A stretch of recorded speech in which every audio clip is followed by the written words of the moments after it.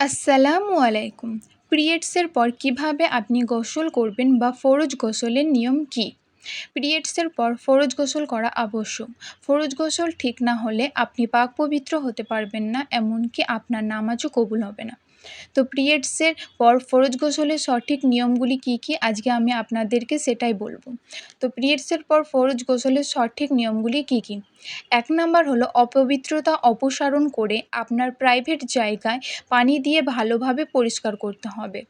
২ number, আপনার পুরো শরীরে ভালোভাবে পানি দিতে হবে যাতে কোনো জায়গা শুষ্ক না থাকে, এবং আরও খেয়াল করতে হবে যাতে চুলের একটা গোড়া পর্যন্ত শুষ্ক না থাকে।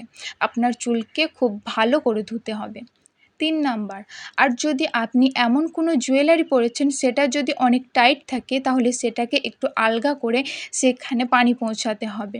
আর যদি আপনি নেল পলিশ পরেছেন সেটাকে তুলে সেখানেও পানি পৌঁছাতে হবে। ৪ নাম্বার, তারপর আপনি উজু করার মতো ৩ বার কুল্লি ও নাকে ৩ বার পানি দিতে হবে। এইগুলো হচ্ছে ফরজ গোসলের সঠিক নিয়ম। এরপর আপনি নামাজ রোজা সবই করতে পারেন। সুবহানাল্লাহ।